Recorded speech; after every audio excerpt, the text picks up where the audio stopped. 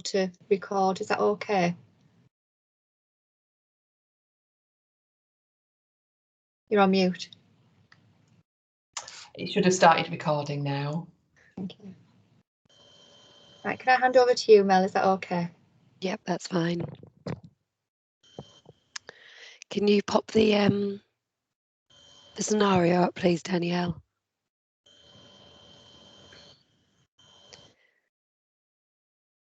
Yeah, I'm just working on that. No problems.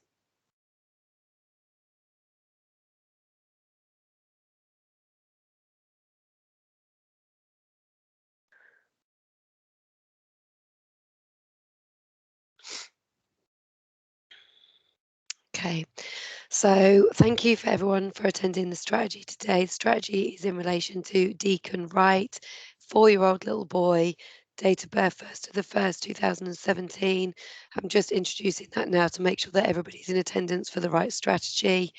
My name's Melanie Morris. I'll be chairing the meeting today, the social worker for Darlington Children's Services. We'll do a round of introductions. I'll just go around whoever's on my screen in order.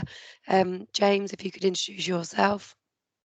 Yeah, I'm DS James Batty. I'm Detective Sergeant on the safeguarding team at Darlington Police. Thank you. Education. Hello, my name's Jo Blackham. I'm the head teacher at the school which Deacon attends and also the designated safeguarding lead. Thank you. We've got 2 representatives from health. If I can come to you, Emma, first. Hi, my name's Emma Macbeth. I am interim named nurse safeguarding children and I'm also the named midwife for safeguarding for the Acute Hospital Trust. Lovely. And Michelle? Hi, my name is Michelle Hudson. I'm from the 0 to 19 health team. I represent the school nurses and health visitors service. Lovely, thank you. Danielle, can we just have it back on the screen, the contact information? Thank you. So this is the contact information. We've had a contact from the ambulance service in relation to little Deacon. It's been received on the 1st of the 8th at 4 o'clock in the afternoon. The call outlines that the ambulance have attended for an unwell child with possible fever and a query that he's got hold of 2 tramadol tablets that are prescribed to mother. On arrival, mother has been quick to dismiss that there was an empty packet he had found, could not be 100% certain that the packet was empty, so there is a query as to whether he has taken this medication. On arrival, he was unwell but was conscious and alert. During assessment by the ambulance crew, he's then begun to fit and was still fitting and was unconscious at arrival at the hospital. We're still unsure if this is related to the tramadol use. At the moment, we're waiting on an update from the hospital, but we do believe that he's in a critical condition in the specialist hospital. So just to give a little bit of background information in relation to Deacon, the family are known to Children's Services. Deacon's mother, Chelsea, has had 2 children removed previously, and that was for neglect and physical abuse. That's historic information because that's happened some time ago. Deacon has been known to Children's Services as well. He was removed at birth due to the historical information that we've got on the older children. And because of those concerns, we completed a pre-birth assessment and he was actually returned to mother, spent some time on a child protection plan and then some support under child in need. Since the family closed to services, we've had very few referrals on Deacon since that time. Nothing in relation to safeguarding, some information in relation to neglect, but other than that, it's we've not had a lot of more information. So I'll come to the partner agencies if we can share information in relation to the family. James, I'll come to you first, please. Yeah, certainly. So information that we hold in relation to this family is that Deacon's not previously known to us. Deacon's mum is known to us. We've previously in 2014 had a strategy meeting held due to concerns about the unborn child, which is now Deacon, due to mum having had previous children removed from her care. Between 2003 and 2007, we've had some vulnerable child reports, 4 of them with mum listed as suspect. She was in charge in 2003. She was found in charge of one of her children whilst drunk. She then dropped the baby, picked baby up and swung her around in an erratic manner. In 2005, she left her son in a pushchair outside while she had a domestic with another male. And in 2007, her child was taken into police protection due to concerns about domestic abuse between the parents, putting the child at physical risk. Her and her partner were arrested on suspicion of child neglect in 2007. So there's also 10 domestic abuse reports where mum is listed as offender, and that's between 2004 and 2013. Mostly arguments between her and who we believe to be the father of Deacon. And we've also got, during that same period, and a further 15 domestic abuse reports where she was listed as victim, all in relation to arguments with previous partners, children present in a number of those reports as well. So the only reason that she's listed on our Police National computer is in relation to the previous neglect issues from, as I say, 2003 and 2007. That's the summary of our information. Thank you. Thanks, James. Can we come to education next, please, Jo? Yes, certainly. We first met Deacon in March of 2019 when Mum expressed an interest in him coming to Little Learners. At that point, she made a few visits. She didn't disclose any previous involvement with any other services, but she did say that Deacon had a genetic condition, so a care plan was put in place for him. He started in April, settled in very well. Mum was engaged with teachers. However, as the term went on, his presentation started to become, it was very erratic. So the adults in nursery spoke to her about did she need any support and things in the home, but she expressed that she didn't. In May 2019, he had his 2-year-old check and his speech and language was picked up as being immature. So assault referral went in, and he then started getting speech and language therapy. March 2020, we went into lockdown at that point, and there was some concerns raised at Mum's lack of communication with school. School with all the children were making attempts to keep in contact with parents. Mum didn't really engage with that, so he was offered a place in nursery as a vulnerable child so that we could keep an eye on him. Then it came to June, and nursery staff said his presentation did improve at that point, and attendance wasn't particularly an issue. Back in September, he returned to school fully clean, no concerns raised. Then what happened after that? The term went on, no particular issues. Then Mum started to disengage with school. Salt referred, said that there'd been an appointment missed. His attendance then began to drop, and Mum then stopped communicating very well with school. So our attendance officer got in touch and offered support. Homeschool mentors offered support when Deacon was coming to school looking a bit unkempt, untidy and a bit tired. However, this then improved a bit coming to half term, so there was nothing, there were no major concerns. It was just a case of us keeping an eye on him.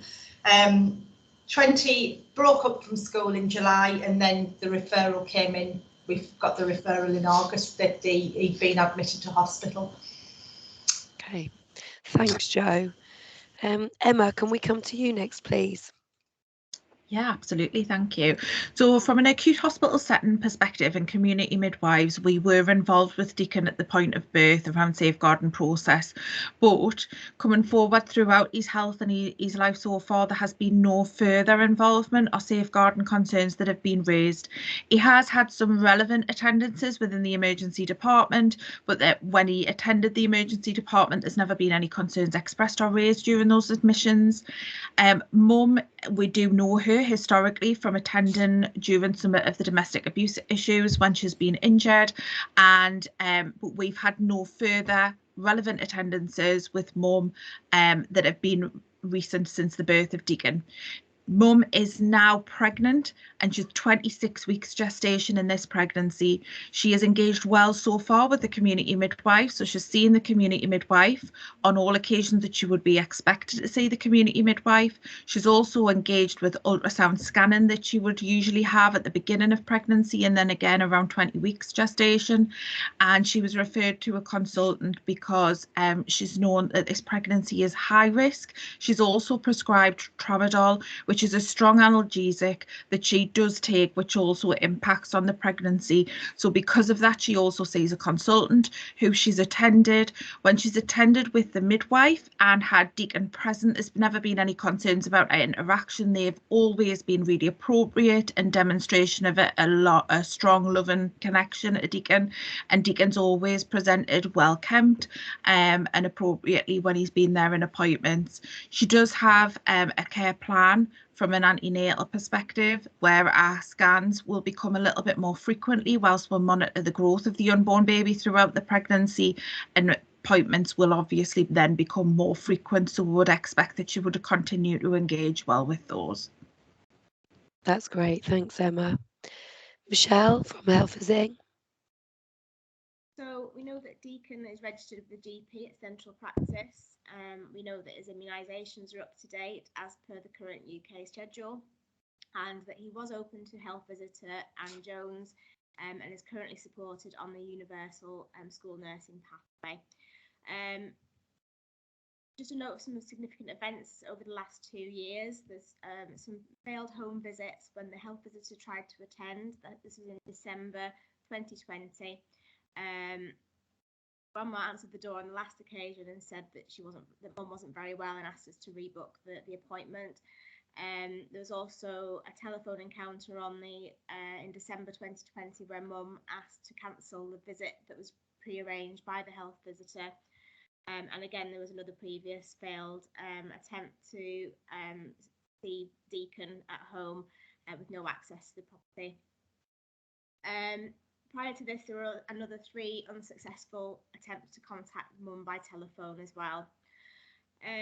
Just some other significant events to note.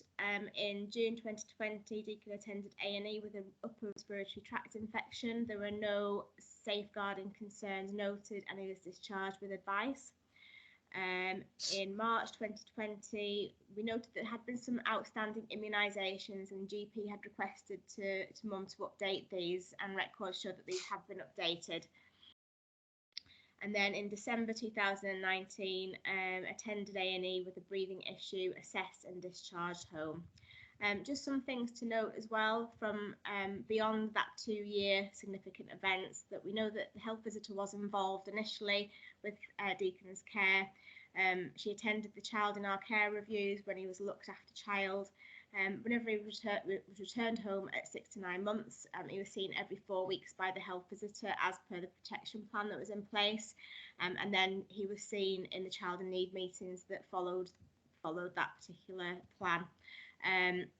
Things that the health visitor covered were things like nutrition, attachment with mum, home environment assessment tool was completed, and the child's presentation and Chelsea's engagement was actually deemed to be good at this time, and there was no concerns by the health visitor marked at all in any of the records. All the interactions between Chelsea and Deacon were marked to be positive.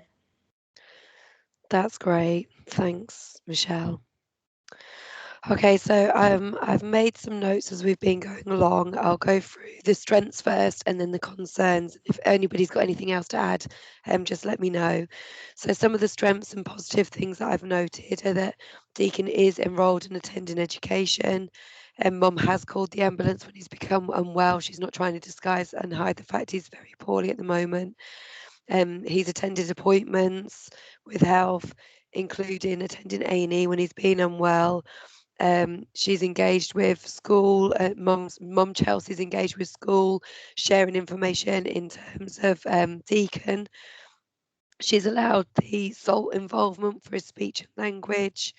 She's engaging in antenatal care. We know that the tramadol that's potentially been an issue here has been prescribed. She's made sure his immunisations are up to date and he's registered with a GP. Anything else for anyone to add for the strengths and positives for this? No, I'll move on to concerns. So obviously the main concern at this point is that we've got a child in critical condition in hospital, very, very poorly, and that we don't know the circumstances around that at the moment. There's a query about tramadol, and we don't know how that could have possibly happened. We've got mum Chelsea that's got significant history with police and children's services. She's had 2 children removed for physical abuse and neglect, and they've now been adopted.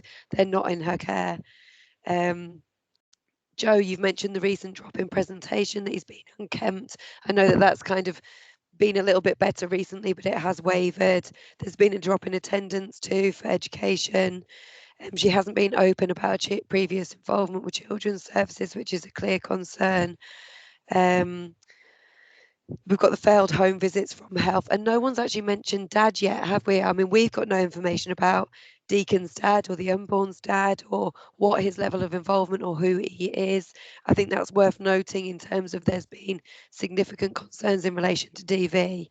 Emma, I can see you've got your hand up. Yeah, just in addition to that, Mel, some of the concerns that I found within the records is that we're not aware of who the father of the unborn baby is. Yeah. So that individual is unknown currently on our systems and definitely requires some further exploration. Yeah, I'd absolutely agree. Anything else for the concerns?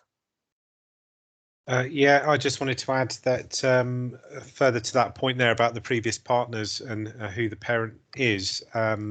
Both of her previous partners have had disclosures done on them. So we've done a Clare's Law disclosure on our most recent partner, who may be Deacon's father, but may also be father of the unborn. So he had a significant history of violence. So also previously in her previous relationship, Sarah's Law disclosure was done there. Because she was actively in a relationship with a registered sex offender. So she did remain in the relationship with that sex offender. So her children were removed at one point in respect of that. So it does call into question, obviously, her decision making. Yeah, absolutely. I'll add that to the list of concerns because, like you say, that is about her decision making. It's about her ability to protect. Yeah. Okay. Are we happy to move on to the scoring? So if we can score, as you know, Darlington hold a scoring for safeguarding concerns, with 0 being we've got absolute complete concerns for this child, feel that he needs to be removed. We've got imminent concerns for his safety, well-being and welfare. 10 is that we've got no concerns at all and do not need to be involved in this child's life or this family's circumstances. I'll kick off the scoring. I'm going to go for a level 2 at this point. I feel that there are some protective factors. We've got some strengths. We don't know what's happened. We don't want to be making presumptions. However, we've got a child in critical condition with a mum with history of children with physical abuse and neglect that have been removed, and that uncertainty is making me really, really concerned. So I'm going to have a level 2. I'll go around in the same order that we collected information. James? Yeah, so I'm going to score this as a 1. I'm extremely concerned that the ingestion may not have been as a result of the child's action, but may actually have been inflicted upon them by mum, so that we've got a administration of the substance, whatever he's consumed. Given mum's history of neglect, history with previous partners of significant concern, I'm just extremely worried that were that child to remain in mum's care, then he's going to come to further significant harm. Thank you. Joe? I'm going to score a 2 based on the relationship that mum has with Deacon is a strong relationship. However, it had the unkemptness and the attendance issue had been a cause for concern towards the end of term. Thank you. Emma? Yeah, I'm going to scale a 1 based on the fact that Deacon's presentation in the hospital at this time, so he was admitted and then transferred out to a specialist unit because of how unwell he is and the worry and concern around that tramadol potential ingestion and how that's come to light, in addition to some of the safety concerns and some of the gaps in the information that we currently have and that needs further exploration.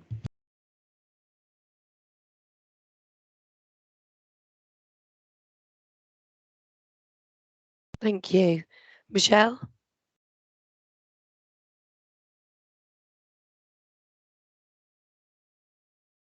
Sorry, you're on mute, Michelle. Sorry. Yeah, my score is a 1. This is because of Deacon's serious condition. I'm worried about what life's going to be like for Deacon when he returns home. I'm worried about what he's already experienced at home and his lived experience living with his mum. I'm also worried that mum is perhaps presenting an element of disguised compliance in how she's interacting with professionals. I think it's a full assessment will be able to help uncover some of the unknowns that we have at the moment.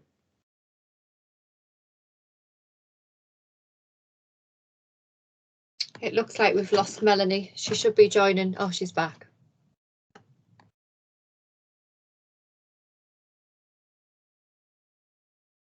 Sorry, have you got me again? Yeah, we've just finished on the 0 to 19 scoring. Thank you. I'm having some technical issues. Thanks, everybody. So I've made a note of those. So I think from the conversations that we've had today and the information that's been shared, it's very clear that we do need to initiate Section 47 joint inquiries. I would say that they're child protection joint inquiries with the police. James, would you agree in respect of with the uncertainties and what we don't know at the moment? Yes, I'd agree with that, yes. Okay, I think that I've popped down some actions. So I think one of the first actions that we need is an update from the hospital to find out what the condition of Deacon is at the moment, what they're saying, what their findings are, what their investigations are. Is there any toxicology results that will let us know if there is tramadol involved in this, levels and anything that we need to be concerned about within that. I would suggest a joint visit with police, James, up to the ward so that we can go and see Mum, taking account of what she's saying. I think, you know, at the end of the day, this is her child that's critically ill in hospital. We need to approach this sensitively at this time. You know, we've got concerns clearly, but it could be that this has been an awful accident at this point. But we need some more detail. We can't assess that without some more information. We need to get that from Mum. We need to explore her support network within that. Find out who Dad is, find out who Deacon's dad is, find out who, you know, who's on the scene for this child at the moment. We need to find out about the medication that she's on. Where's this stored? What are the safety plans around that? You know, could he have even got hold of the tramadol in the first place? Those are all the discussions to have with Mum. Within that, we'll ask her if we can complete a home visit so we can see the layout of the house, especially with Joe, with him being unkempt recently. I think we maybe need eyes on where he's been living. Emma or Michelle, can I please task you with finding out about Mum's tramadol prescription? How often is she getting them? Where is she collecting them from? What's the strength? What's the frequency? And can you come back to us with that, please? I think really because there's so many unknowns and so much information that we need to gather, is everybody in agreement that we'll actually reconvene the strategy in 48 hours once we've got the information, once we've had a chance to speak to Mum under the Section 47 inquiries? Yeah. Lovely. I'll ask the minute taker to send out an invitation for that, and thank you all for your time today. Excellent, thank you, Mel. There's a couple of questions that I'm just going to put forward to yourselves. Obviously, we've listened through the strategy and we've seen the case that's been rolled out. So if I could just ask a few questions, if I could just ask Mel, if you could just go into a little bit more. Oh, I think we've lost Mel again. We'll go to James. I'm here. I've transferred back to my computer. I'm so sorry, everyone. It's just typical, isn't it? Excellent. If we could just ask Mel, could you just do a little bit of an explanation around what a Section 47 is? Absolutely. So Section 47 is under the Children Act. It's legislation that gives local authorities the power to complete child protection inquiries when we've got child protection concerns about a child.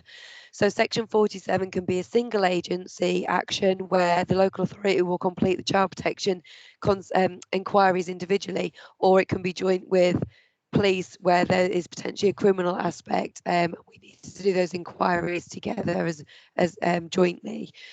Now, we always try to work with families with consent, so that they're working with us, that we're not doing anything to families. But child protection, Section 47 inquiries, the legislation gives us the power to conduct child protection inquiries without consent if we can't gain it from families. We only do Section 47 inquiries when we have very, very high concerns about a family, about a child's safety, welfare, about harm coming to that child. There's other ways we can work with families under the same Children Act, under the same law and legislation, but Section 47 is specifically around child protection.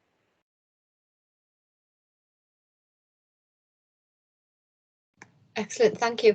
James, could you just go into a little bit more? You mentioned Sarah's law and Claire's law. Would you be able to identify and explain that a little bit further?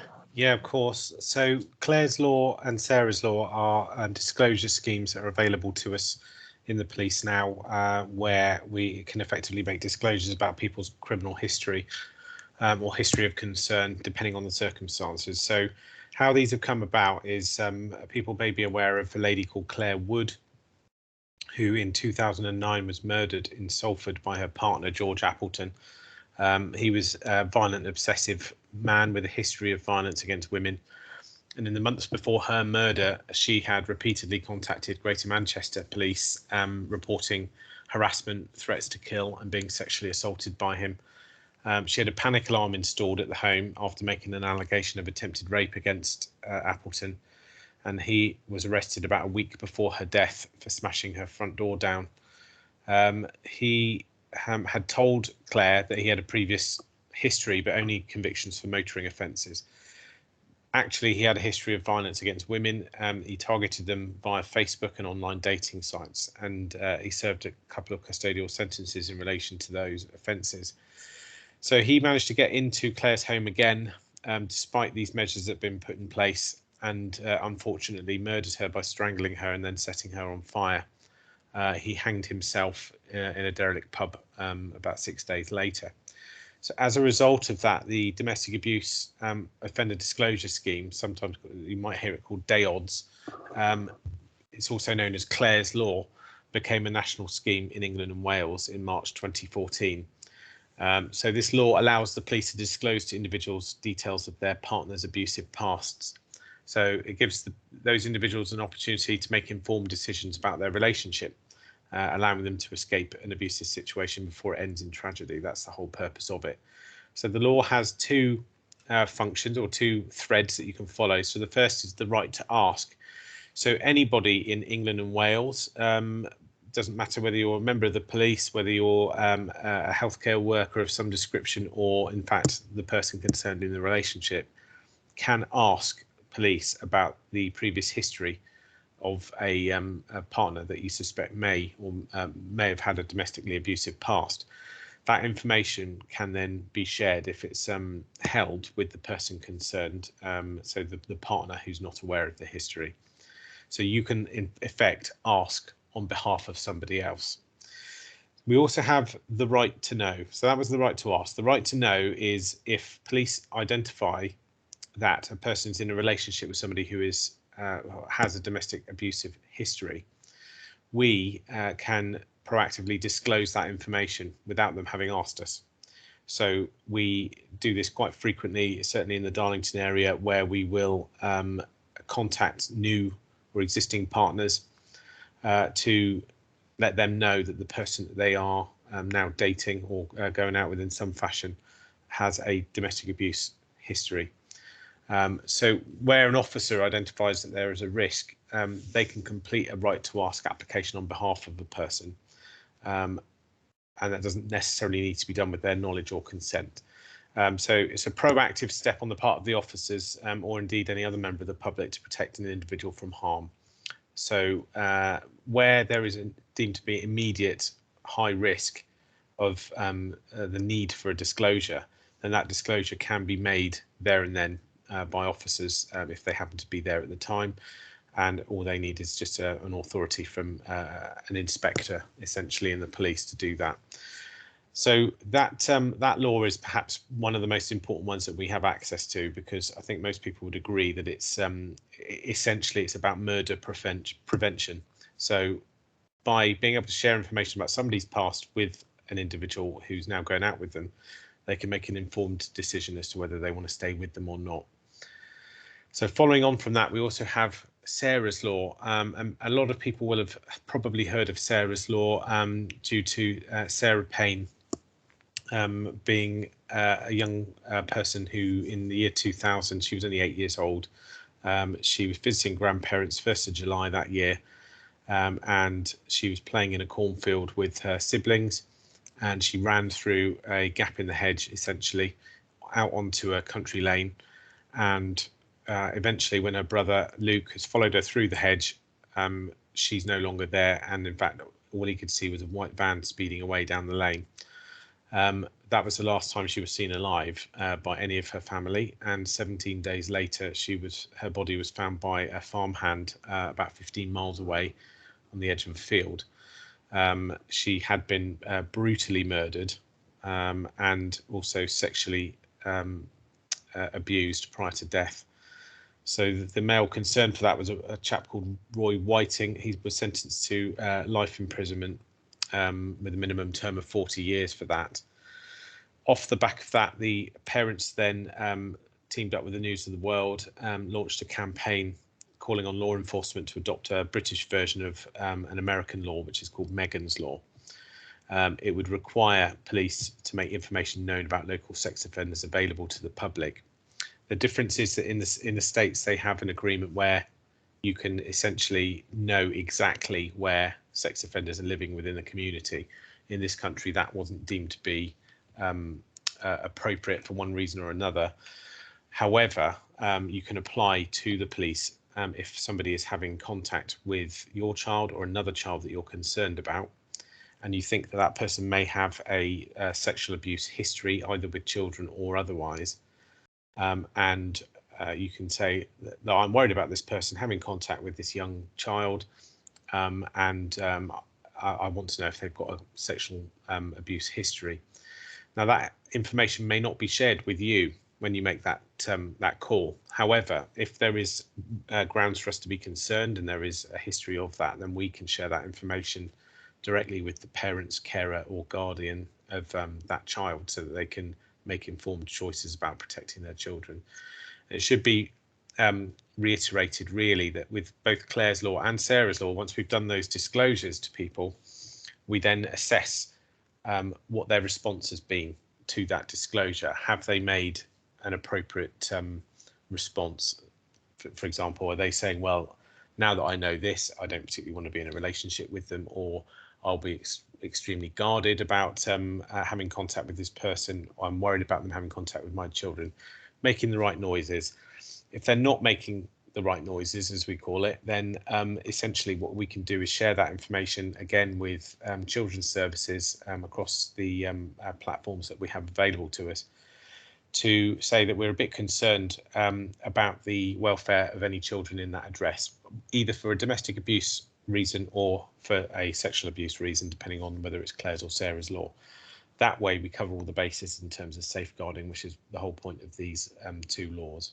So that's really the summary of what Claire's Law and Sarah's Law is. But just to reiterate, everybody in every walk of life in this country is empowered to make those calls on behalf of other people, even if they don't necessarily know you're going to do it. So you can do that in confidence.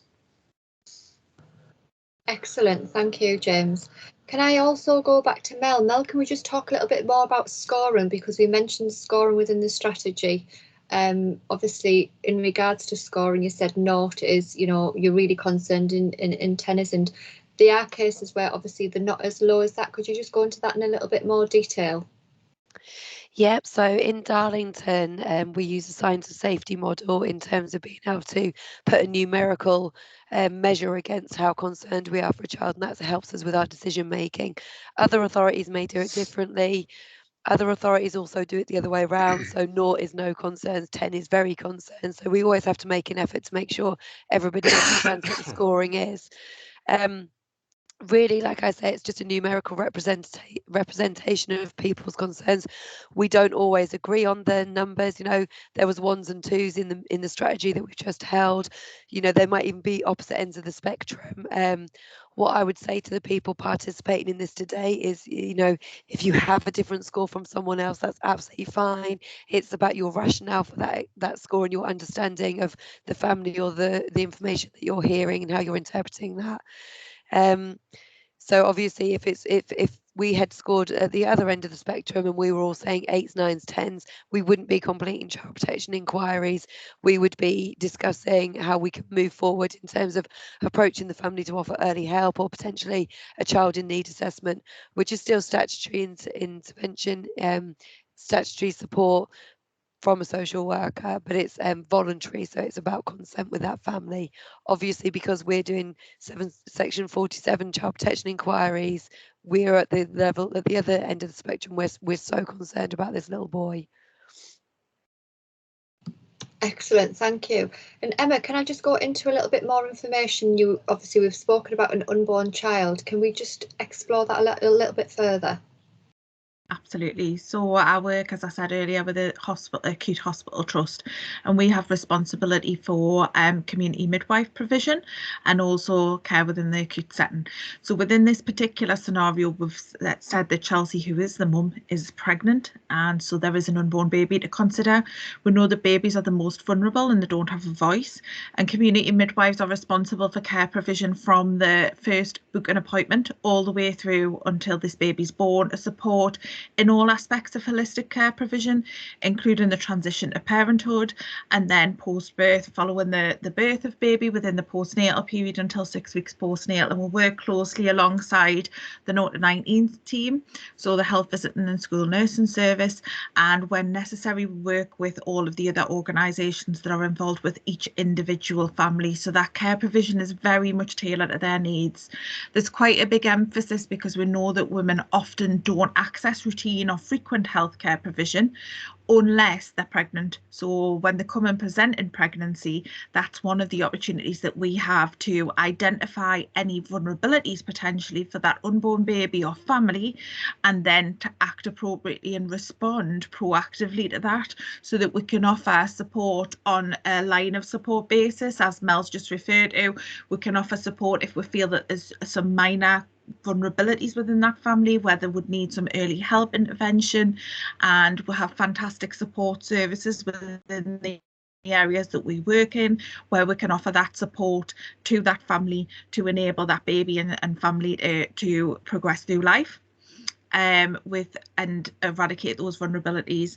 When we book and throughout the pregnancy, we'll continue to risk assess that family around their vulnerabilities. And if there's any additional, because we know that pregnancy is a life-changing event and lots of things can happen during that span of pregnancy, then it may be that we need to then intervene later on in the pregnancy as new information comes to light.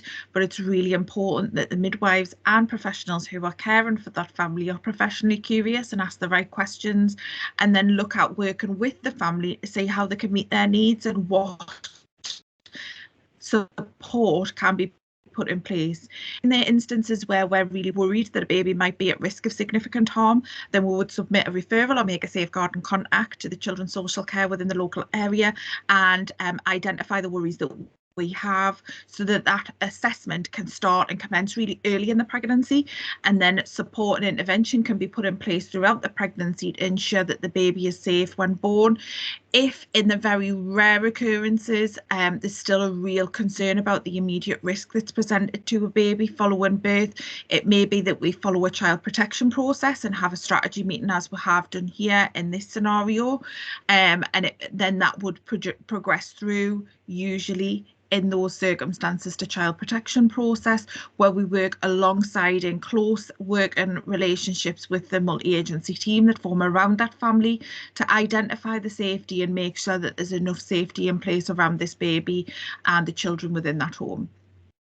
if there is some concerns that that baby is not going to be safe following birth and needs to spend some time outside of the home, that it's really important that we have planning in place and we've got a plan around that baby prior to birth, because we know that babies can be unpredictable and they will arrive not necessarily on the date that they're expected. So that's that from me. Anything further, Emma, that you would like me to add or elaborate on within that? Not for now, Emma. That's fine for now. Michelle, can I just come to yourself? You mentioned home assessment tool. What does that entail, and who takes part within the home assessment tool?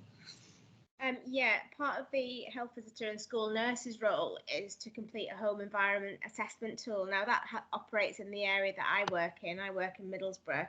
I know it's not the same in every single area, but it's becoming more used across the whole of the Harrogate footprint across the northeast. So the home environment assessment tool is designed to have a look at sort of any needs that the family have in the home. You would have a look for things like, you know, are there any locks on the doors that may be causing some difficulties for the children in the home and their safety. I mean, locks on the internal doors. I mean, in the house, on their bedrooms, for example, we'd have a look to see if there's any bedding on the beds. Just have a look to see if there's a toothbrush in the bathroom. Again, having a look to see if there's evidence of cleanliness to a certain standard. We're not there to kind of judge people's home conditions in terms of how clean they are, but there is an acceptable level of cleanliness that we would be looking for as well. We have had some instances where health visitors have picked up on very poor home conditions based on the home environment assessment tool, and it has been a really important resource to be able to share information with social care. And just on the back of one of the home environment assessment tools, there was a very, very serious safeguarding issue then, which I can't go into much more detail about in this forum, but you know, it can lead to some very wider safeguarding issues given any poor home environments that we have. The home environment assessment tool forms part of a bigger initial health assessment or health assessment that we do with families, and that's repeated periodically if health visitors and school nurses continue to be involved with the family. Excellent. And Jo, can we have a little bit of a background as to the support which education offers, obviously within child protection? Yeah, quite often school will be the first place that'll raise a concern about a child. I've made numerous phone calls to the children's front door if we've had a child disclosure, if we've had parents turn up with bruising, or, you know, you very quickly get to know your families and build up really good relationships with the families just because we've got sight of the children every day. So if we don't have sight of the children every day, we go out and do welfare checks, attendance checks, and often you can see through the front door whether, you know, like Health said, you can see what home conditions are like. You just get to know your families, and you get to know they'll come and tell you things. You end up being a bit like a social worker yourself because they tell you all kinds of things that you probably don't need to know. And then we've got great homeschool mentors in schools, so they have strong links with families and are able to signpost them. So if we have families struggling with food, with you know, if they need food parcels, we'll direct them to food banks, or they'll direct them to a social worker or a health visitor.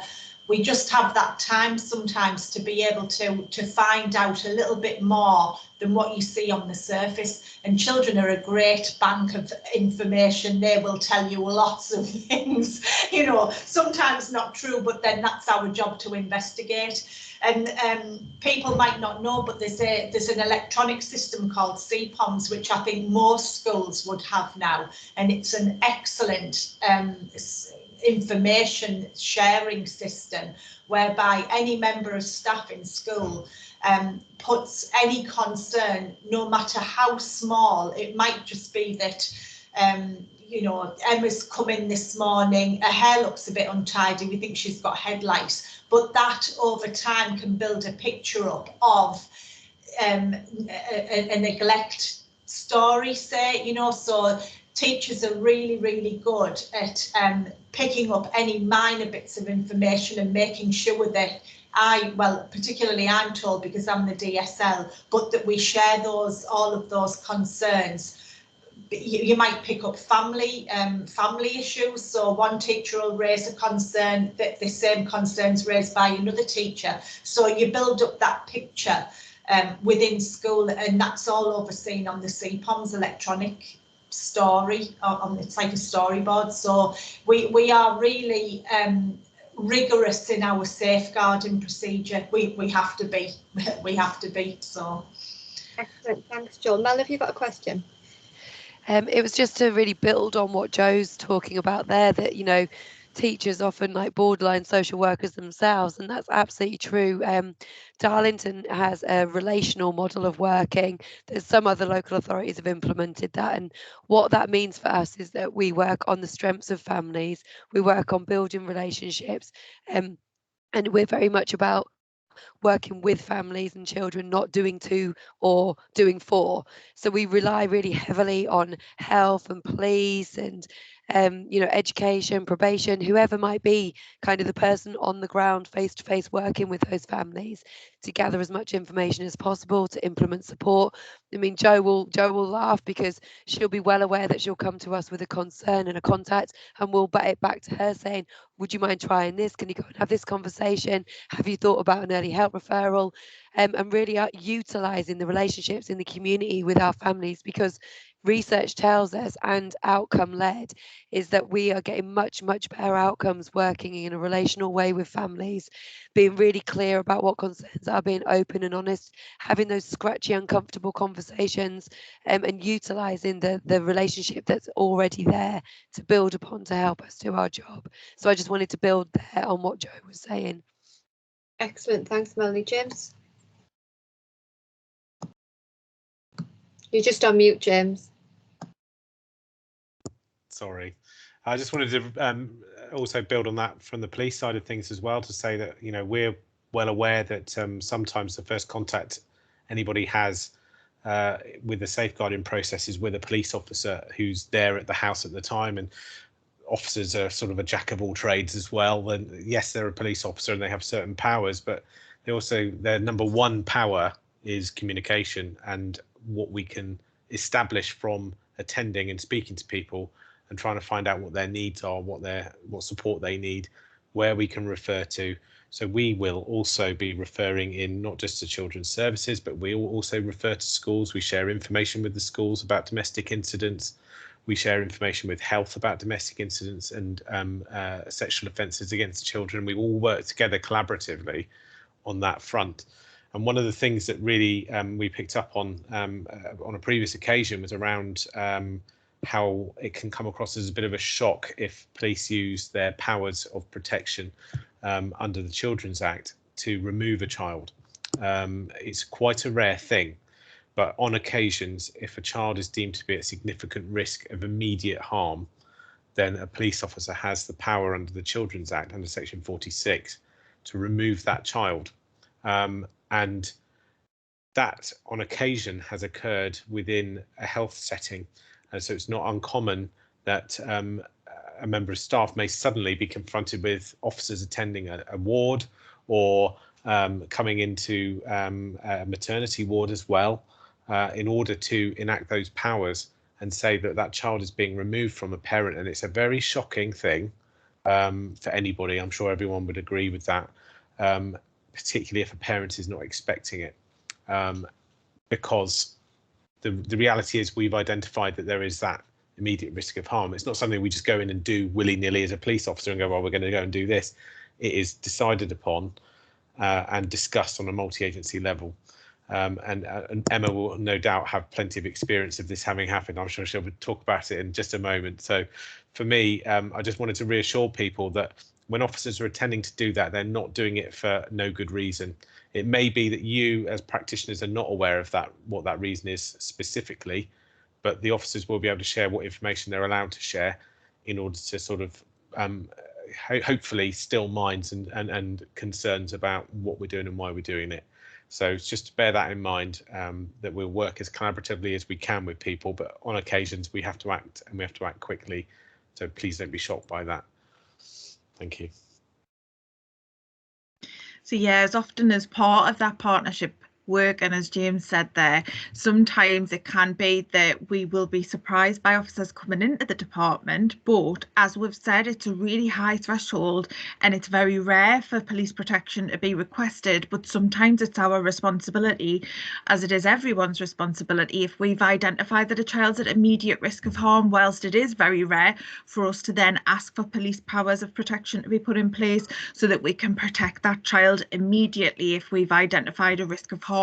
On some occasions that I've been aware that I've been involved in that process, that's been following the birth of a baby, if that pregnancy's been concealed and we know that the parents present an imminent risk to that baby. Like I say, very rare and not very often that it happens, but when it does, it's so important to have that close partnership working with James's team and with Mel's team in that setting, but also if we feel that a child's at immediate risk of harm, understand that within our responsibilities we need to act to protect urgently if that's necessary.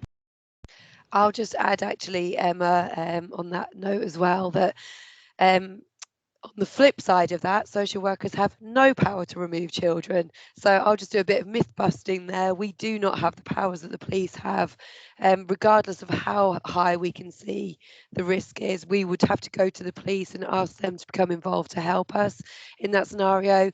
The only time that social workers have the power to remove children is when we have a court order. A court order, no surprise, involves a very, very lengthy court statement. We have to go in front of a judge. We have to put the case and the evidence forward. We have to argue why that child's at imminent risk of harm, and the judge will make the decision whether we can remove the child or not. Sometimes they agree with us and we do, sometimes they don't agree with us and we can't. So just an opportunity to myth bust there. It's not true what the Sun newspaper tells you.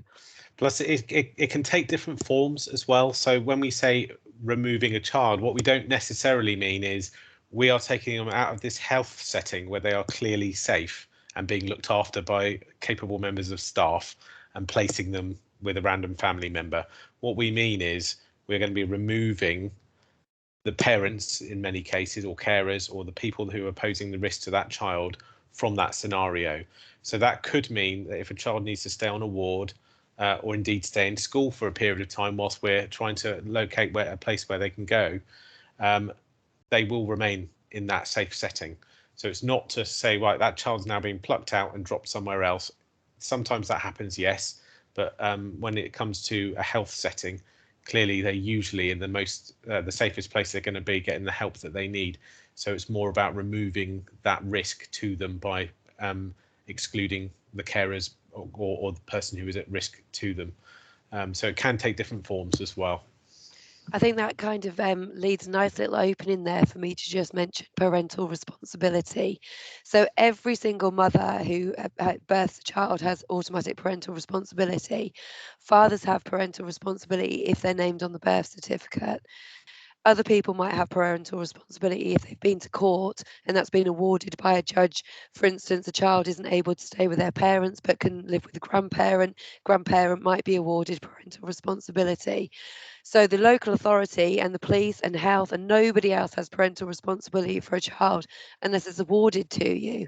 So the reason that we would need to use police protection, or we might need to go to court and ask for parental responsibility, is, like James said, is to make decisions for a child to keep them safe when the person who has the parental responsibility and should be making those safe decisions isn't able for whatever reason. There can be a multitude of reasons for that, for the need to keep that child safe. So I just wanted to mention that parental responsibility, when you're working with children and families and you're thinking about making a contact to children's services, it's really important for us for you to establish who has parental responsibility. Is dad on the scene? Does he have parental responsibility? Has grandma brought the child to A&E? Does she have parental responsibility, or she just happened to be babysitting? It's really good for us if you can have those conversations and just let us know what the legal situation is for that child, because that can heavily determine what we need to do next, really. Excellent, thanks Mel. Can we move on to the outcome for the strategy? Can we move on to that? Is that okay? Do you want the outcome of what happened for little Deacon, Emma, or yeah? So this is an actual live real case that did happen in the Darlington Local Authority. We've anonymised it. All the names, dates of birth, hospitals, anything that have been mentioned today are all false information because we've protecting this child and his family's confidentiality. So what happened for little Deacon is that we eventually had to remove him from his mum's care.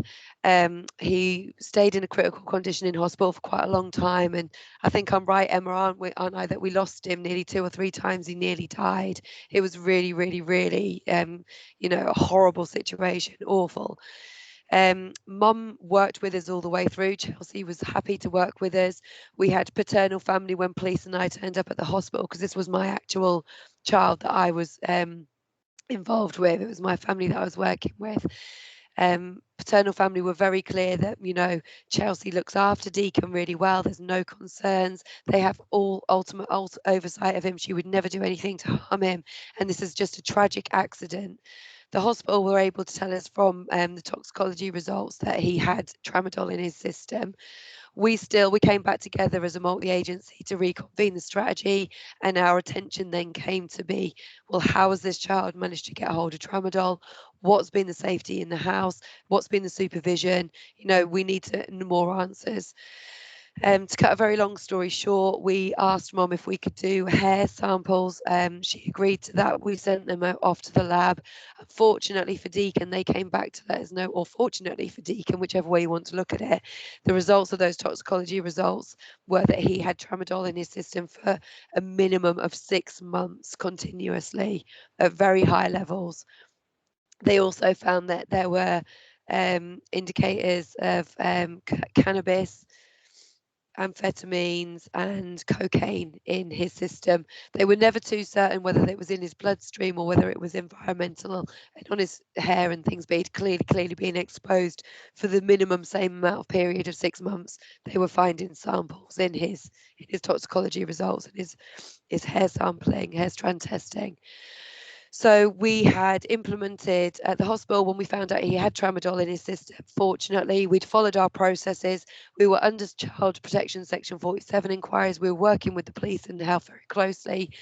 And policies and procedures are there to protect us as well as children and families. So because we'd implemented the policies and processes and law and legislation to safeguard this child, we had asked maternal family to supervise all Mum's contact with the child until we had the evidence back to say she was a risk, she wasn't a risk, he was at risk, he wasn't at risk. So a consequence of getting the results back were that the police initiated their investigation criminally. We took the matter into court and said that she's a clear risk to the child, and he was subsequently removed and placed with his maternal grandmother under a special guardianship order. So that's where he'll remain until he's 18 now.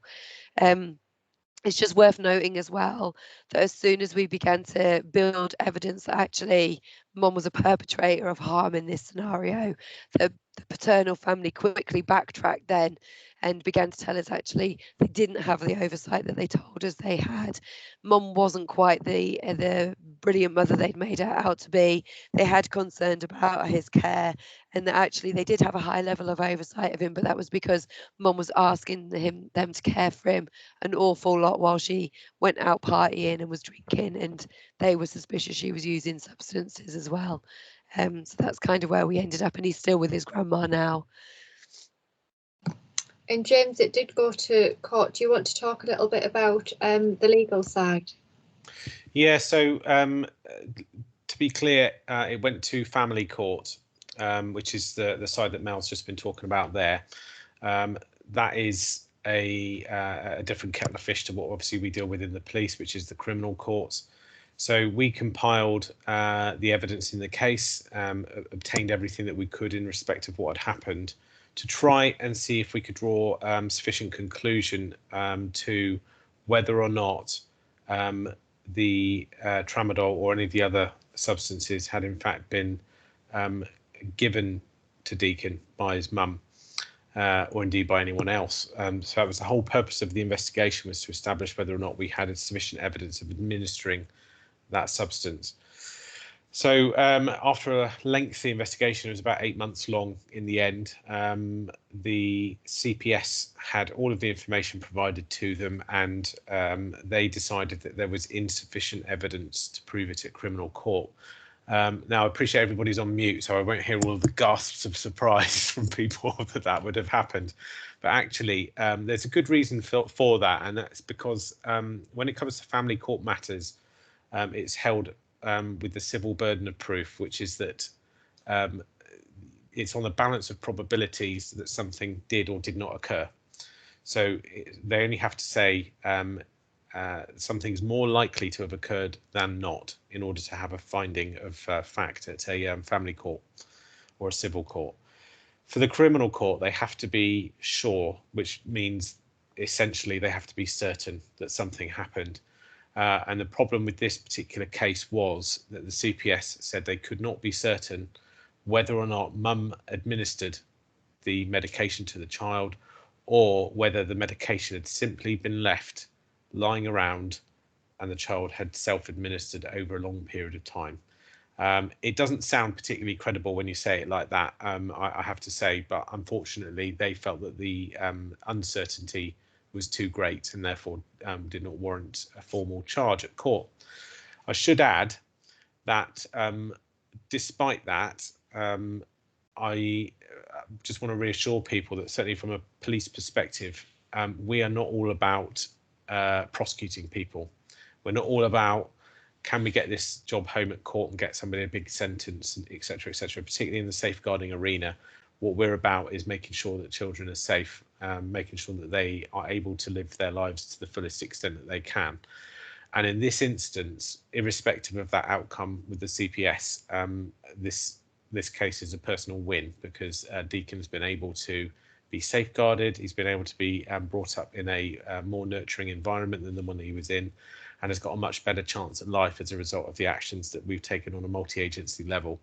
So for us, and for me personally, I would see that as a win and not as a loss, because the investigation always comes second and safeguarding comes first. Excellent, thanks, James. And can I just also say, I know that this child hasn't because the child's in hospital, but we often talk in the safeguarding arena about child protection medicals. Emma, is that something that you can go into a little bit more detail about? Yeah, absolutely. So the child protection medical assessment process, what I'll do is I'll start it off with Mel, and she can feed in from a social care and multi-agency decision making perspective, and then I'll talk through the process and what you're likely to see if you were on a children's ward. Is that all right, Mel? Yeah, that's fine, Emma. So from children's perspective, children's services perspective, we would get a contact would come in from an agency with the concern about an injury that a child's had. For instance, this is an example. We had a situation last week where we had a non-mobile, non-verbal 17-year-old girl that had what we thought was a cigarette burn to her breast. So we felt that there was enough concerns there. Dad had called into school in the morning to say she couldn't go to her swimming lessons, and mentioned that she had a cold but didn't mention the injury. We looked at the history and we had enough concerns that we felt that we needed a medical to establish if this was a cigarette burn, because we're not health professionals, we can't establish that. And we put a referral into health to complete a form with the outline of what our concerns were and what we were requesting, and then that goes over to Emma, and I'll hand over to Emma now because she knows what happens from there and I don't. Yeah, thank you, Mel. So as we've said, a concern is raised about a child who potentially has a non-accidental injury or an injury where there are concerns that there's a safeguarding concern that's led to that. So there's a risk of physical abuse, or it may be that the child will worry that the child suffered from neglect. So social worker or police, after they've had the child protection arrangements around that and raised the concerns from a multi-agency perspective, will make a referral. What we've done is just recently changed the referral process, and the reason why we've done that is based on learning that we've had locally and nationally, and also because of the change to the standards that we have that were produced by the Royal College of Paediatrics and Child Health. So within that, there's clear standards that we have to meet. So if a concern is raised about a child, they should be seen within 24 hours of that concern. So that referral is completed by the referrer, And then within that referral, they start the referral process by identifying the demographics for the child, who has parental responsibility, which we've just made links to before for this child, and whether we have consent, because consent is a big part of that medical process. So whilst even though we may have concerns that this injury has been inflicted, we still need to get consent from parent or carer who has parental responsibility. The child will then be organised to be seen, and it may be, if we're concerned about the injuries, that actually there's a medical need to treat the child first and foremost and make sure that the child is well and that they're attended to in case there's any emergency health needs. Then the child will be seen by a senior paediatrician, often a consultant, who will initially review the referral and triage the referral and decide how urgent the child needs to be seen, and then they'll be seen by a paediatrician and assessed using the child protection medical assessment and the standards that are provided around that. We have procedures, as we've said, within all of our organisations, but we also have multi-agency partnership child protection procedures, which outline as well that joined up approach to child protection medical assessment. So the child will attend and will have investigations that are appropriate dependent on the nature of the injury. So for instance, if there's a bruise or a mark on the child that we're concerned could have been afflicted, the paediatrician will look at that and then consider whether there's other investigations that need to be performed, such as, is there a medical issue that's identifying a difficulty with clotting that is then a reason and a cause for bruising, or so bloods will be taken, or is there fractures that we're not aware of, so is there bruising around some of the bony prominences that need to be explored in a little bit more detail. And it is always about balancing that harm of investigation against harm of the potential risk of the injuries, and often we'll find that we need to do intensive investigations. So it may be that there's quite significant imaging that needs to be performed. So if you're talking about a young child that's mobile, that may need to be sedated while they're having those investigations, there'll be preliminary reports that are performed and completed as soon as that investigation has been taken. There's always an objective approach to any assessment, so that we can make sure that it's any sort of conclusion comes from a wide range of tests, looking at what is presenting and taking the concerns and history from the family, from the professionals, but also from the child. And that child's voice is so important to feed into that. As we've said in the instance that Mel's provided, there's that child was non-verbal, so it's about how can we obtain their wishes, feelings and views based on some of their additional needs that they may have, and that also may then indicate that there's a priority to have that child seen more urgently than we would do for a child who is verbal or doesn't have additional needs. Once that report is completed, a provisional findings will be completed within the referral form and sent electronically back, so we have an audit trail of that information being provided and a clear decision made as to where we feel this sits, like James has said, on the balance of probability, whether this is a non-accidental injury or whether the potential mechanism for the injury fits and it's accidental, and within that, is there any safeguarding concerns such as concerns around the care provision of that child that might have become apparent within that investigation and assessment from a child protection medical assessment. The child would ordinarily attend the ward, and usually a nurse would chaperone the assessment so that somebody was there who was able to provide support to the child and the family appropriately. And then, like I say, what we usually find is that any of our investigations that we complete, we send for a second opinion to an expert who is an expert in the field of radiography for children, such as using one of our clinical experts in Alderhay, who reports back on the findings. And that sometimes can take 10 days. So then that will be the full report would come through from that. And sometimes we may need to have follow-up assessments. So for instance, sometimes it's difficult, dependent on the age of the child and based on their age and stage of development, as to how well we can identify if there is any fractures or any injuries to bones or any significant injuries within the images that have been taken.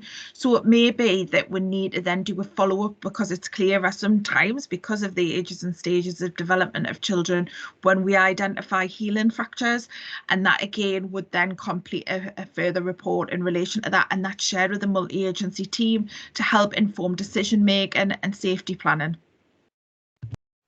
Excellent, thank you, Emma. I'm going to just ask you one more question, Emma, and the question I'm going to ask you is, so we've got some students obviously that are on the call today on the webinar, and you know they're going to be faced with situations in the future where they're in hospital and they come across possibly a child, whether it's in A&E, a children's ward or in a community setting. If they find out that this child is on a Section 47 or child protection plan, is there any action that they would need to take in regards to informing somebody within a trust, or is that something that would happen obviously within a hospital? What is your protocol for that? So we follow a national alerting system for children who are subject to child protection plan, or as we've said, Section 47, so that would be flagged within the hospital records. And if that child has attended, it may mean that might need to alter some of the safety. It allows the professionals who are caring for the child, so including you as students who are in those acute environments or within the community settings, to be able to employ a little bit of additional professional curiosity.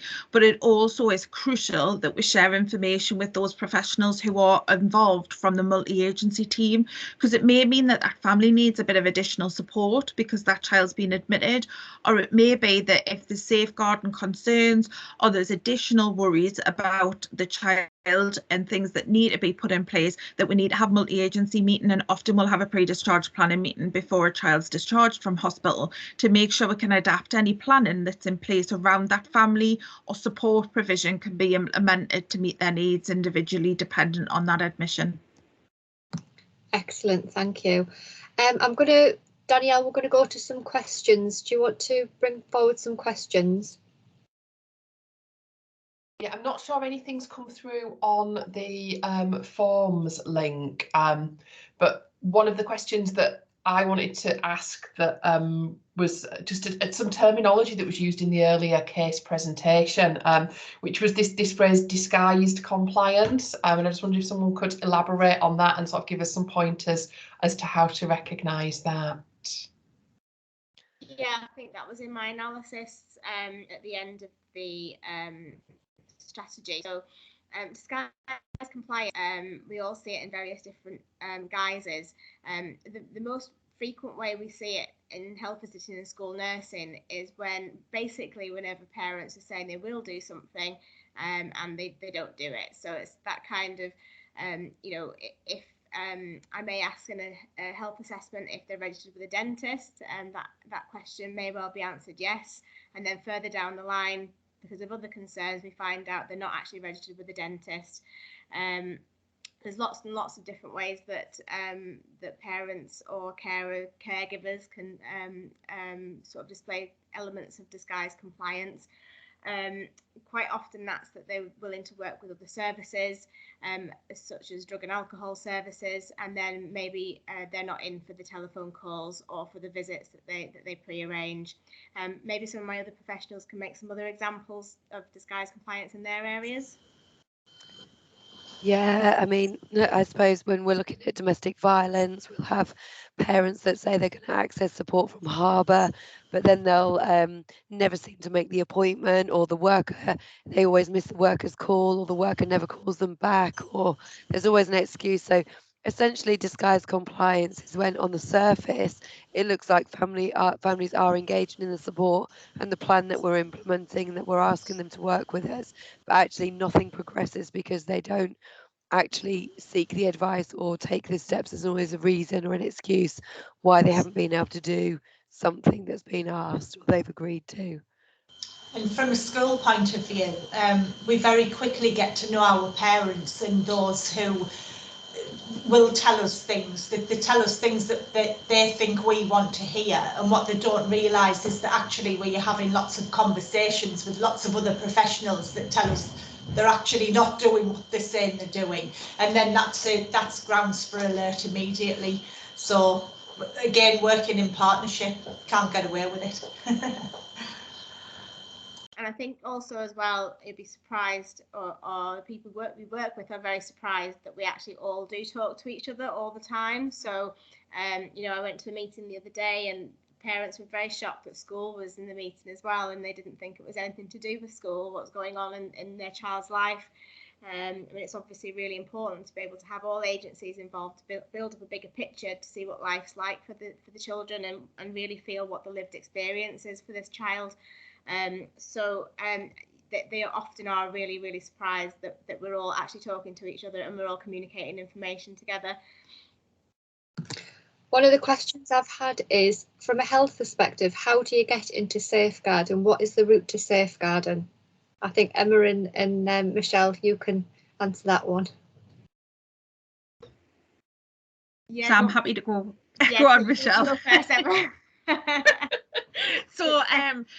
So as in practice, I was originally nursing and then midwifery, and then from a midwife perspective, I always had an interest in safeguarding and spent a lot of time working within different areas where there was lots of either deprivation or there was lots of safeguarding implications. So that then piqued my interest, and I went into complete further courses and education around that, and also spent a lot of time shadowing the safeguarding team within the hospital trust. So hospital trust, and obviously Michelle's here from the community trust, where we then provide support and oversight for all of the staff, and it's often that we'll say that we'll either have students or we'll have practitioners that we'll ask to shadow as part of their development plan, and then as part of succession planning, we're always looking for champions and links within the key areas that we work with from our acute hospital trust. Yeah, so thanks, Emma. So from my point of view, we were talking about this a little bit earlier, but obviously safeguarding is actually everybody's job. So it's just to kind of throw that in there, that it doesn't matter where you are in this timeline of your career. It's actually everybody's responsibility to have safeguarding children and adults in mind as well in their practice. But I got to my role as a safeguarding nurse. I was originally an adult nurse. I worked in acute and community settings, and then I wanted to become a school nurse. So I did my specialist community public health nurse qualification. So that was basically a postgraduate qualification back at university for a year. And then I became a school nurse. And then after a little while of practice, I decided that I'd like to get into safeguarding a little bit more. Being a school nurse and a health visitor, traditionally you do have quite a large element of safeguarding cases on your caseload. So it's not anything new to me. I've been working with safeguarding families for a few years now. But what this does do is kind of concentrates that into safeguarding. I don't work with sort of generic kind of preventative public health anymore. As a school nurse, we used to do kind of sexual health, various other things, but now it's very much a reactive public health role in terms of safeguarding. But there's lots of different ways of getting into it. I've got some other colleagues who also have become safeguarding nurses in my team who haven't done the skiffing, but they've just gone a kind of a different route. Sorry, by skiffing I mean the specialist community public health nursing qualification. Excellent. And another question that's come in is, do you all get regular supervision around safeguarding? Because it must be really worrying some cases that you get in. So I don't know who wants to start. James, do you want to start? Yes. So I'm just a lowly detective sergeant. So I have a team of people who work beneath me. They're the investigators, and it's my job to support and supervise what they're doing. But above me, you've then got an inspector who runs the department at Darlington, and then a chief inspector who runs the department across the whole of the south of Durham, and so on and so forth up the chain. Having said that, we get inspected. So you've probably heard of HMIC FRS, as they are known these days. They will come in and assess what we're doing from a policing perspective. Are we doing what we need to be doing? Are we working effectively with our partner agencies? And are we safeguarding people the way that we should be safeguarding them? So there is always a management oversight of these things, and the same can be said across the board with other agencies. I'm certain of that.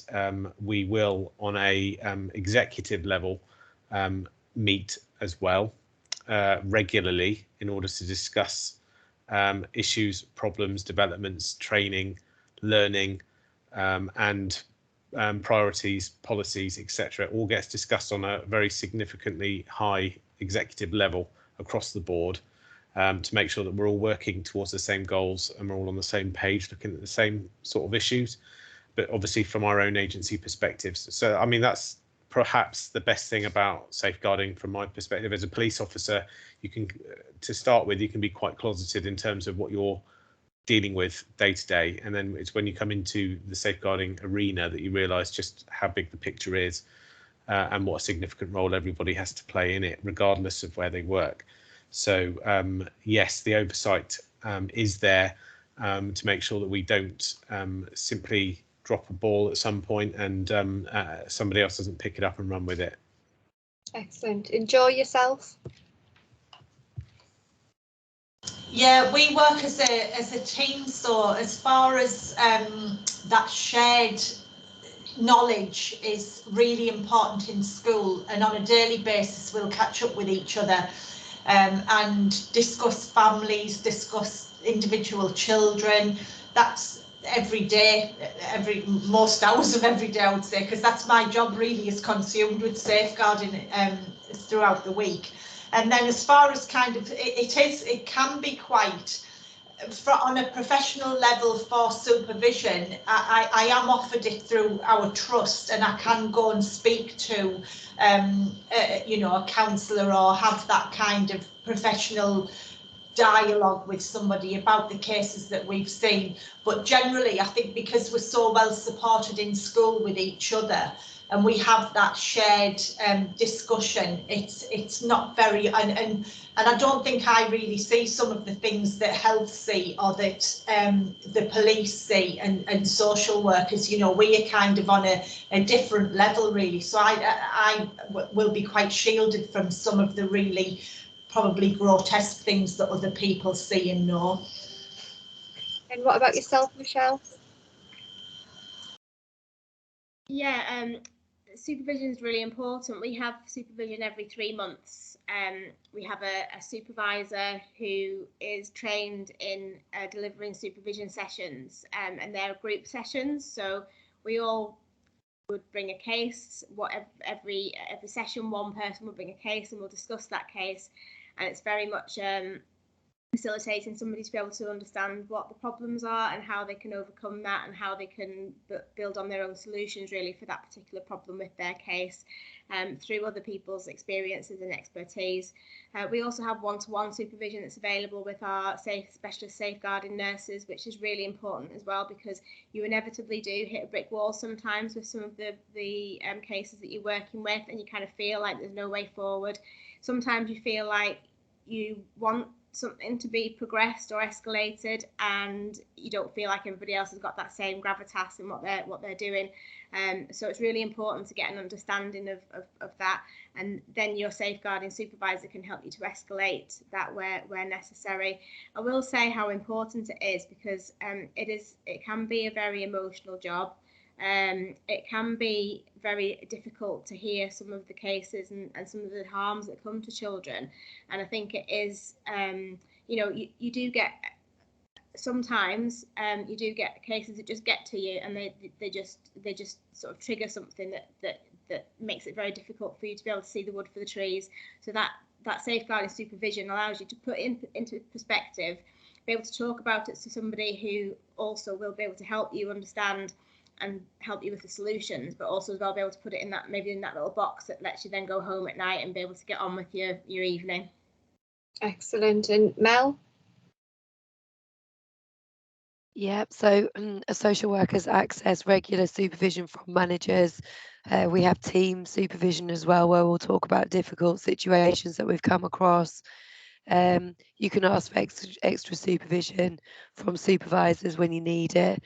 And I would just reiterate what everyone else has said, like the purpose for it, how important it is. And as well, you know, it'll be no surprise that we're the same, like James mentioned, the structure of the overview of all of the work. Ours is Ofsted, obviously. same as Joe. So there's always oversight, there's always someone to reflect with, to talk to go to if you're not sure, or you're struggling with anything, or you just want to offload. Sometimes it's not an easy job. It's not great being told you crap all the time, and sometimes you just want to have a conversation with someone about that. Emma? Yeah, very similar to everybody else's responses, really. So supervision is something that's a real priority.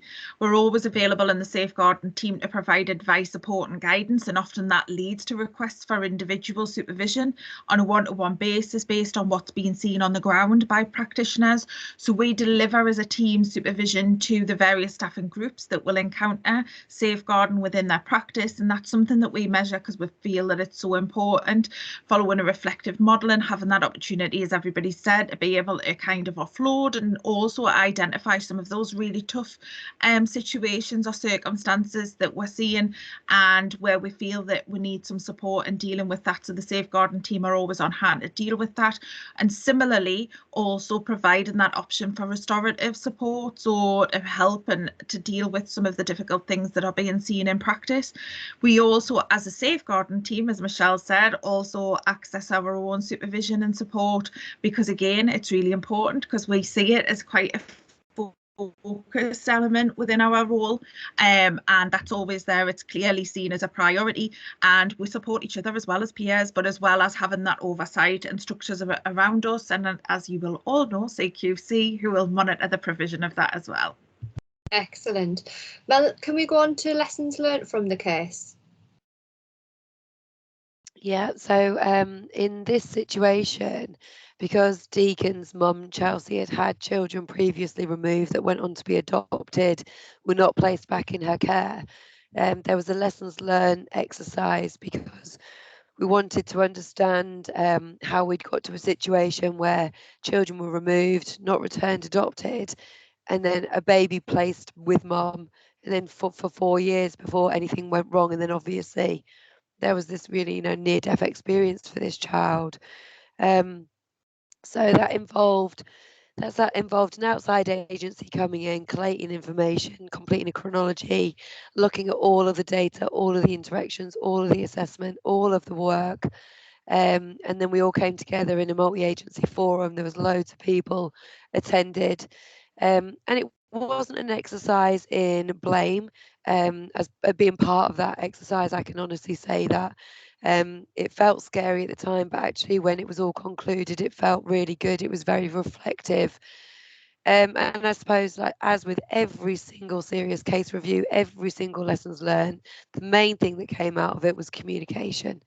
It's always the same message, and the message was basically, that we had the element of disguised compliance that we knew, that we've discussed already today, where about agencies being aware of that and wanting to see the best in mum, and maybe not keeping the child in the actual central to the decision making, although everybody concluded that the decision making was right at the time, the process that happened.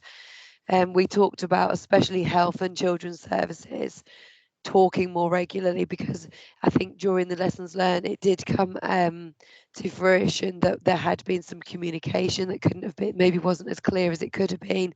There had been rumblings earlier of some concerns. There'd been some inaccurate information recorded and miscommunication, and if maybe those had been picked up on, we might have escalated concerns or become involved at an earlier date.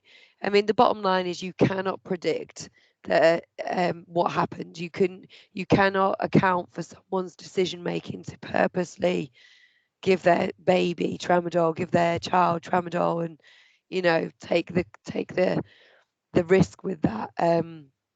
But we potentially could have predicted that this mum wasn't the best at parenting, would maybe need more help and oversight, and maybe should have been a bit more robust in staying involved longer and being more thorough in assessment. So yeah, it was a good learning experience for everybody, really. Excellent, thank you. So obviously we've seen today how multidisciplinary teams work within safeguarding, but to make that work also, what we've got to do is we've got to make sure that we have really quality information that is initially sent via referral from whether it's yourself working, you know, if you've got somebody working in a community setting, in an A&E or a children's setting, we need that information to be really, really clear. So if I just bring Melanie and Emma in, because I know that this is something that you're working on together.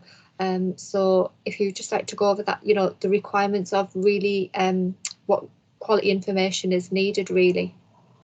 Yep, so Emma and I, like you mentioned, have been working really closely together around our communication about all the services being friends, really, and just knowing that we're all approachable. You've got your area expertise, we've got ours. If we can merge those ideas and that information together, then we're going to achieve better outcomes for our children and families. And we're going to raise the profile of safeguarding being everybody's responsibility. So our intentions are that at the moment that Emma's going to open up doors for us to go and meet teams, to go onto the wards, to speak with all the health services in relation to what information is helpful for us to know, what kind of detail we would require is necessary for us to not have delay for families and for us to be able to run with information. I'll give a little example of how important information sharing is. We had a referral from the ambulance service yesterday. It basically said, we've got concerns mum's buying drugs from the black market. That was it. Oh, and she has the sole care of a child.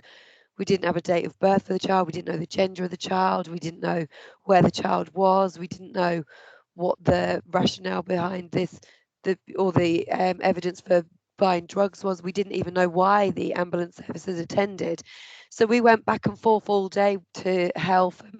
Obviously, the ambulance service work over 24 hours. They do shifts.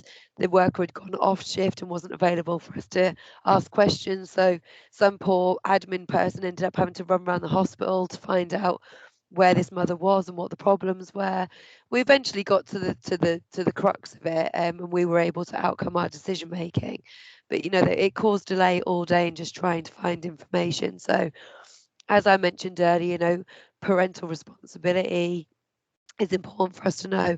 Are there siblings in the house? Is it a blended family? Are there stepsisters, stepbrothers, half siblings? Is there a stepfather in the house, a stepmother in the house? What's the family makeup? Dates of birth, addresses, names. If there are any language difficulties or disability issues, anything like that, really it's about as much information as we can have in order for us to be able to run with the information you're giving us to make sure that children are safe. I'll hand over to Emma now to explore, you know, the messages she's given internally about things like that. Yeah, thanks for that, Mel. So within our setting and within our organisation, we've looked really closely at referrals and contacts that are made and the information that's shared. And it comes back time and time again, as we've said, about communication and sharing of that information across the organisations and feeling confident to be able to share the information. But it goes right back to that first contact with the family and understanding what is the presenting problem, or what is it that they're attending with today, who's present with that child, who's here, who's brought them, are there concerns in relation to maybe an adult attending for care provision, and it may be that they're either under the influence of substances or that they're suffering from injuries that's been the result of a violent altercation. And what does that mean for any children in the home, who was in the home at the time, and were the children exposed or witnessed any of this, or is there any risks that are presented to the children? And it's so important to get the basics of the information right, but also to be able to demonstrate and say very clearly what you think the impact of that is on the child, and share the information of what you think needs to happen, because often it could be that we've got a variety of health professionals that work with this family, that they will have a bigger role to play, or there's some things that they can do to help and support around things like engagement. But ultimately, if we're identifying a risk to a child, making that contact and making that contact count so that we can see what it's like for that child through the lived experience experiencing through their eyes and hearing their voice very loud and clear, so that we can communicate and share that information, avoiding the use of abbreviations, because sometimes it can feel like we're talking in a different language completely within some of the referrals or contacts that we make, and being able to really clearly say what that means for the child. So if the child is not being brought for appointments, for instance, and has a raft of health needs, what is the ultimate outcome for that child if that child continues like that and doesn't have the right level of support? And is it that we're wanting early help and intervention for a vulnerability, or do we have safeguarding concerns that need to be responded to, and making sure that that information is given as much as possible information so that we can act as quickly as possible and avoid that delay that Mel's talked about. And on the back of what Emma's saying there, you know, consent, that's a massive, massive, massive issue for us. Regardless of the level of concern that you've got, even if it's child protection, our expectation would be, as the person that's face to face with that family, is to have those scratchy, uncomfortable conversations. You know, be open and honest. I'm really concerned about this. I'd really like to talk to children's services about that. Are you able to, you know, agree to that? And, you know, sometimes they will agree, and that's great. You can let us know you have got consent to talk to us. Sometimes they won't agree, and you still need to talk to us because you've got consent at such a level that you do need to speak to us. I think it's also worth noting as well that no question's a stupid question. You know, it might be that you just want to ring and run something past us. We're called the Children's Initial Advice and Information Team. Massive mouthful, just refer to us at the front door. We're quite happy about that. But the important thing is there that, you know, it's advice and information. So, you know, you might just want to know how to talk to someone or how to broach a subject, or you just might be unclear about something. That's fine. Just give us a call. We're all friendly people. We're happy to just have a conversation with you at the front door. It's not a problem at all. Be prepared that you will be asked what the purpose of your call is. So why are you ringing us? So be really clear about why you're ringing. You will be asked about consent. And you will be asked, what do you want the outcome of the call to be? What is it that you're seeking for this child or this family? And I think just remember those, and they might guide you in knowing what information to have available in preparation, really. Excellent, thank you, Mel. I know that people aren't being able to get onto the link, so if you want to pop your hand up to ask a question, I know that we've got somebody in the chat box who wasn't able to get on the link. Did you want to ask a question? Sorry, I couldn't unmute it. I just wondered, could you just do a short like definition of like safeguarding children? Like, do you know what I mean? Like, just because I'm writing some stuff down and I just want to like a short explanation that's gonna like stick in my brain. Sorry, I've got a cold. I think you can find a definition anywhere really, and any kind of UK website. You can look at the Children Act, you can look at working together policies, you can look at the local safeguarding boards. The police will have one on their website. You'll probably have one on the NHS website. We'll certainly have one on children's website. But I think just to kind of answer your question, really, it's not a formal definition, but it's looking out for children's best interests. It's looking out to make sure that a child's needs is being met in every single way that it possibly could be: health, social, physical, sexual, anyway, their identity. Safeguarding is about, if you suspect or you're concerned about a child on any level in any way, make sure you're communicating that with someone, having those conversations with someone. And I think all of us have mentioned at some point today that it's everybody's responsibility. So being aware of, you know, that if you pass a child in the street and you're off duty and you're seeing an adult give it a good clump on the head, ring the police, ring children's services. Although actually don't ring us, because you probably don't know enough detail and we can't respond immediately. So ring the police in that scenario. But yeah, I just think it is, you know, it's everybody's responsibility, and it's just being aware that children are human beings. They have rights, they have legal rights, to be brought up in a safe environment, having all of their needs met. And if you're suspicious or concerned that that's not happening, that's safeguarding. That's perfect, thank you. I think as well, I think with safeguarding, and I think all the panel will agree with me, you're never going to be able to eliminate risk totally. It's about managing risk, isn't it? And I think that's one of the big things, I think, that, you know, we do struggle to sometimes understand in different professions, especially if you haven't had much connection with safeguarding. Like I've said before, it's very much, you know, when you've worked in different areas and you think, well, why aren't they doing anything about it? I've put the referral in and nothing seems to be done. And I think it's about managing that risk, isn't it? I mean, I don't know if that's any of the panel want to elaborate a little bit more on that risk management rather than obviously having no risk, because I think everybody thinks, you know, there's not a safeguarding issue if there's no risk, but actually there's always a risk. There is. I was going to say that we use the, you may not have heard of this, we're called the RARA model, RARA. So we go through this when we're looking at managing risk with vulnerable children, or indeed domestic abuse situations as well. And that you start at the top and you work down. So the first R stands for remove the risk. Are you able to remove the risk by, even temporarily, by getting rid of one element? So for example, in our case, you arrest somebody, well, you've removed the risk temporarily. Then you've got avoid the risk. So what tactics can you put in place to avoid that person coming to risk, such as relocating them, placing them elsewhere, that sort of thing. Then you've got the next R, which is reduce the risk. So what tactics have you put in place to reduce the risk that that person or child is facing?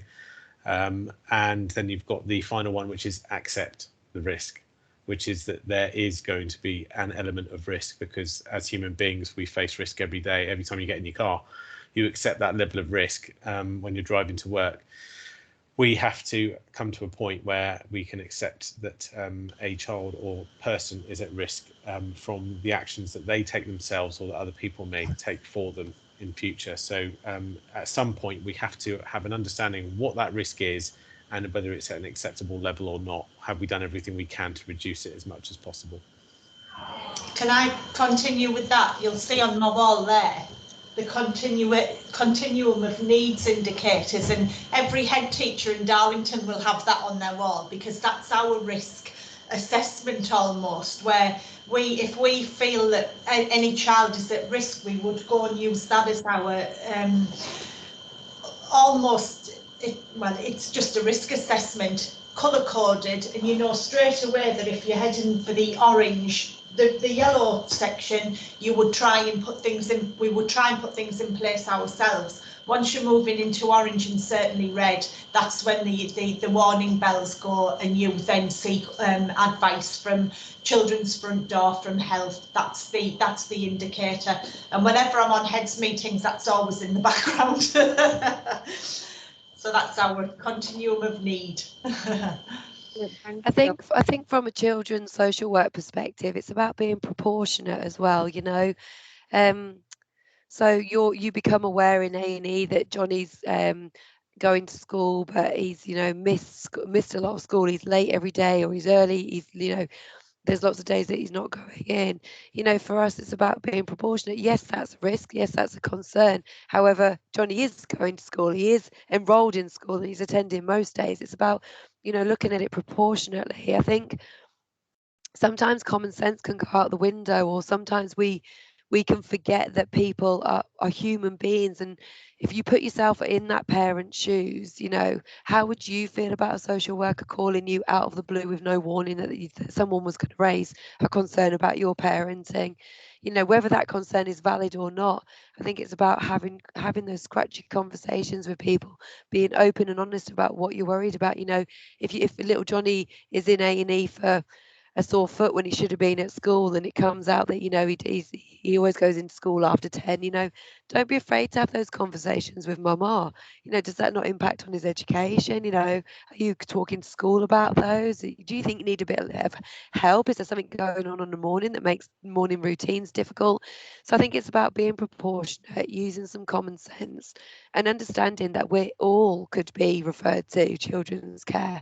It's all about interpretation. It's all about how a professional is reading that situation at that time. And anybody could be in those shoes.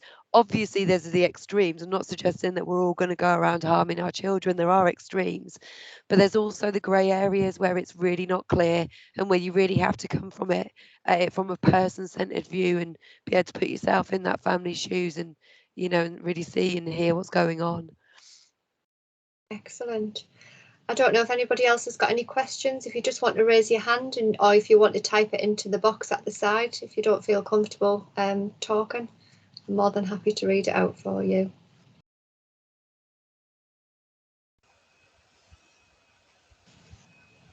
Hi, Lisa, do you want to speak?